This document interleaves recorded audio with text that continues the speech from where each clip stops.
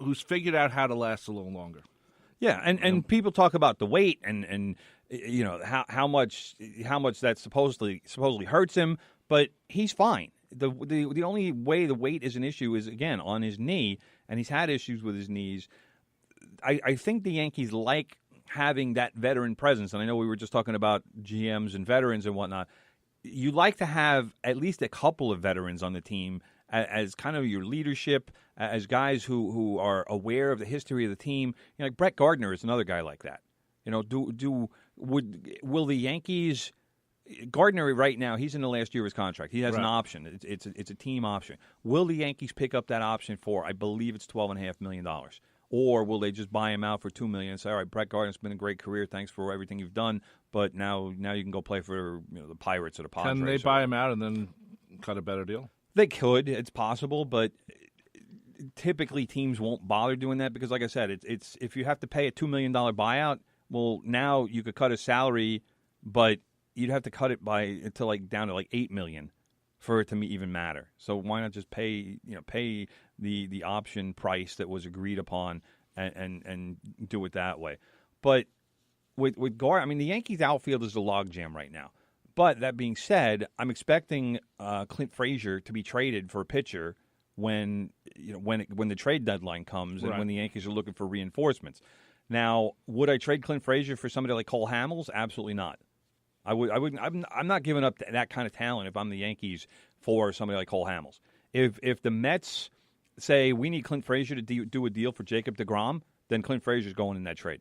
Yeah, you know what? I was thinking about this with Jacob deGrom. Everyone said, "Oh, the Mets should trade him." They should. But you know what I was thinking?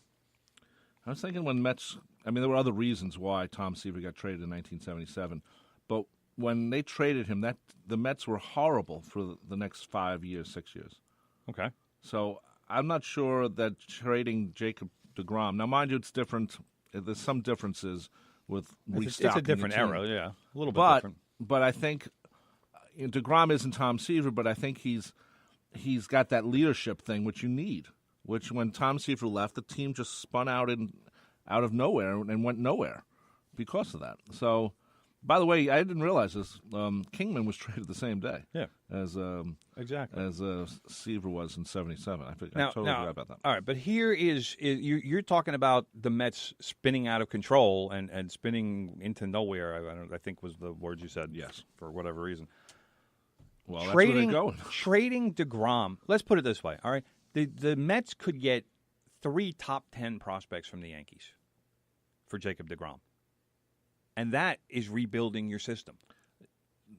There's no guarantee that these guys are going to be the guys. But there's the only guarantee that exists for Jacob deGrom is that the Mets are going to have to pay him at least $15 million next year.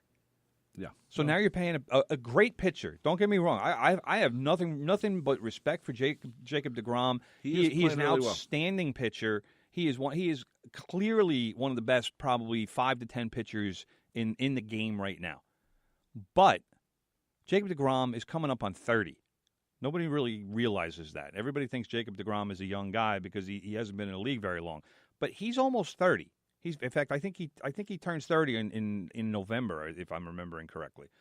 So this is a guy who he doesn't have a lot of great years left. So if you can maximize your return for him and you can get Clint Frazier, let's say, another top 5 prospect, maybe like a Chance Adams, and another top 10 prospect. The Yankees have a couple of guys. Albert Abreu is one. I think the kid's name is Domingo Acevedo is another. Both of those guys throw 100, and they're like the number 7 and 8 prospects in the Yankee system according to MLB.com. So if you could get those 3 guys, and then the Yankees throw in somebody else who's maybe like number 25 or 30 or something like that. Well, the question is... That's a great haul for Jacob deGrom, and it allows you the youth that you need to rebuild let's face it, the Mets minor league system right now, there's about 3 players in it who are worth anything. Right. So that's what the Mets need, is they need to build that and start the foundation. But why does the trade have to be with the Yankees? Why? Because they're the best fit. They have those kinds of pieces. Not a lot of organizations could withstand trading 3 top 10 prospects. The Yankee system is still so deep right now that they're really going to have to, at some point, make that kind of a trade where they're trading 2 or 3 or 4 top prospects to get one real difference maker. And whether that's Jacob deGrom or they were in on Garrett Cole, but the Pirates decided to go with the Astros offer. But for somebody like a Justin Verlander, who's obviously not available now because he's pitching for the Astros, but the Yankees are going to have to find a pitcher like that. And Cole Hamels is a good pitcher, but he's not of that quality anymore. He once was, but he isn't anymore. And there's also been talk about the Yankees maybe going after somebody like J.A. Happ from Toronto. Again, I'm not trading Clint Frazier for J.A. Happ. J.A. Happ is a decent pitcher. He's not a difference maker. He's not a guy who, if you bring him in, you're going to say, all right, you put J.A. Happ with Severino and the Yankees have something. No. But you put Jacob deGrom and Severino at the top of that rotation, that's a team that can win a World Series and can do it in a lot of different ways. They can do it with pitching. They can do it with hitting. The Astros right now, they have a very good lineup. The Yankees lineup is better than the Astros lineup. Okay. And I don't care about Jose Altuve and Springer. Those guys, they're great players. But you look at the depth of the lineup, and the Yankees have a better offense. But right now, there's no question that the Astros have a better rotation. And that's the area. Astros have also won 11 in a row. So. Well, that's what you can do that with good pitching. So, but that's why when you talk about, why the Yankees for deGrom, because the Yankees are the best fit. The other best fit would be the Atlanta Braves. And you think they're going to trade deGrom to the Braves? No. I would stay away from the Braves. The thing with the Yankees and the Mets making a trade is that if you look at it, yes, you'd have to see Jacob deGrom in the newspaper saying, oh, well, maybe he wins a World Series or 2 with the Yankees, or maybe even more.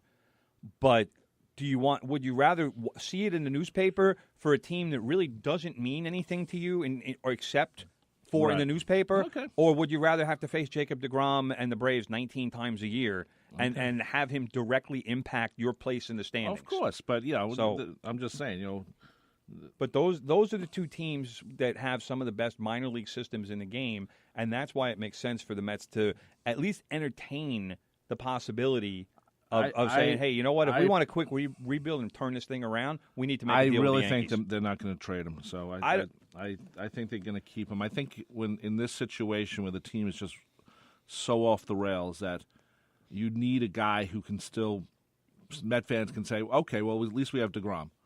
And I think that's kind of important. Maybe next year they get rid of him. Syndergaard, okay. But you know what? The problem with the Mets right now, they can't score. Well, they can't score, but they only have those 2 pitchers. Right.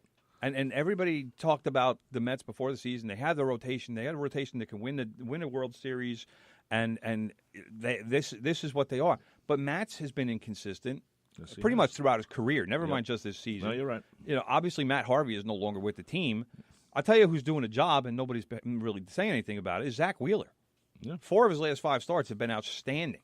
Right. And last night he pitched 6 innings, 2 runs. He should get a win, but the Mets didn't wind up scoring a couple runs until the 9th inning when Nimmo hit the home run. That was heroic. I mean, especially for a team that just, like you said, can't score runs. There's something. I mean, you wish they would just sit down with these players and say, guys, we're going to just keep hitting baseballs all day today. That's all you're going to do. From 9 o'clock to 5 o'clock, just keep hitting baseballs. Yeah, that wouldn't work. Why not? Because they have Players Association. Well, I don't care. I'd get them out there practicing. Anyway, brother, we'll talk about the Mets. Well, we were talking about the Mets. They're actually won 2 in a row. Well, yeah, we were talking about the Mets and the Yankees. Yeah. By the way, let me just throw a shout out here for the Rook, Jonathan Loaisiga. I had to research how to pronounce that name. Called up from Double-A on Sunday. Right. Pitched 5 innings. Imagine that. Saturday. Your first start, you go from Double-A, from playing in a sleepy little town, and your next start is in Yankee Stadium in front of 50,000 people. But the kid, 5 shutout innings. That's great. And again, another one of these prospects This is a kid who was released by the Giants because he had arm problems. I think he had Tommy John surgery, and the Giants just got tired of waiting for him. And he was a kid who was signed as an international free agent, and the Yankees jumped on him and said, "Hey, come rehab with us, and we'll get you right." And now the kid, he was electric. He was like Domingo Germán was in his first start. And Germán actually pitched Friday, 6 innings, 3 runs. He's starting. He looks like he's starting to get settled in. And that guy, if he gets settled in like I think he's going to get settled in, I don't know that the Yankees are going to have to make a lot of trades at the deadline. This is how much depth and how much talent they have in the minor league system. I'm sure they'll make a deal because they probably will. Because I mean, you like to get veterans and guys who have been there before. But I'll be honest with you, do they really need to know? I think this team is. You like to know what you have, and I think Germán was 6 no-hit innings in his debut, and then the next start he had was like 5 innings or five runs in 4 innings. Right. So you need some certainty. We're going to take a break right now. You're listening to From the Press Box right here on 90.3 WHPC, the voice of Nassau Community College. If you have a comment, a question about what we're talking about or anything in the world of sports, give us a call, 516-572-7440. Don't forget, find out about the great programming here at WHPC. Go to nccradio.org. Don't forget, we're broadcasting on the iHeartRadio app, and after the show, it turns into a podcast on iTunes and on Spreaker.com. Tim, we should say we'll be on the home stretch with doing a little double duty today with Andrew and the boys talking in 2 hours. 2 hours. 2 hours for the home stretch. NBA today. draft. A 2-hour That's NBA incredible. draft special. Wow. We'll be talking a little bit about the draft when we come back from the break. Draft is this week, right? Yeah, Thursday. Yeah, because I saw something boring on NBA television. It was called the NBA Combine. Boring for you, brother. Yeah. We'll be back right after this. Okay. Yo. Tell your friends about the Nassau Morning Madhouse. Hear what you're missing. Check it out. Check it out. These revamps of these TV shows that came out, like, for instance, Fuller House. Fuller House stinks. You don't like it? I've watched a bunch of episodes of it just because I really like Full House. They focus too much on the newer kids. I'd rather it be about Danny, Joey, Jesse, and I don't want to know about DJ's kids. I think they stink as actors. What? Yeah. No, I don't think so. Kill off the original kids. Have it be about Danny and all that, raising the new kids. Oh my God. First off, you're an awful director. There's something going on in your mind that I don't like. Just kill off DJ, Stephanie, It's a and TV Timmy. show. It's not like I'm bringing the actors out back How are and you shooting going them to in the kill head. them off? What are you going to do? I don't know. An Car assassin? accident. They go off the side of the Golden Gate. I would hate. Everywhere. The Nassau Morning Madhouse. Weekday mornings from 7 to 9. On the voice of Nassau Community College. 90.3 WHPC. Answer me. Who taught you to listen to Radio Rumble at 12 p.m. on Saturday afternoons? You, all right? I learned it by watching you. I'd buy that for $1. The Radio Rumble has it all. Humanity will suffer with me. Movie reviews. Don't kind of saying it, you're wrong. Sports talk. Hi, sports fans. I'm Doug Frisch-Preed. Awesome music. Excellent! So listen, Saturday afternoons at 12 p.m. for The Radio Rumble on the voice of Nassau Community College, 90.3 WHPC. I learned it by watching you. The following program is rated U.S. for unfathomable stupidity. Listener discretion is advised.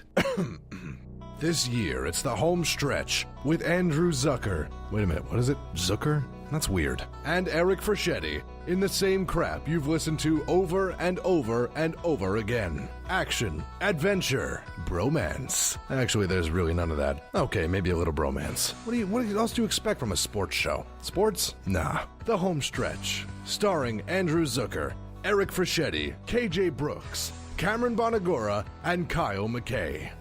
All right, I'm getting paid for that now, right? Nope. We thought you knew that. Ha! Screw that. You do it. I'm out of here. Crap. The home stretch on Mondays afternoon at 5 p.m. on the voice of Nassau Community College, 90.3 WHPC.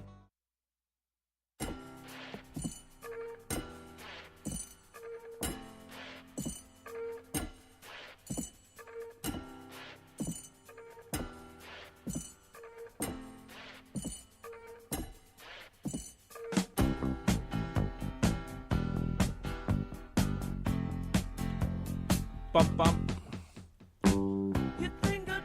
Happy birthday to Paul McCartney, right here on From the Press Box. Of course, Beatles songs. Don't forget about that every Friday, 8 p.m. to 11 p.m., playing the music of the Beatles together.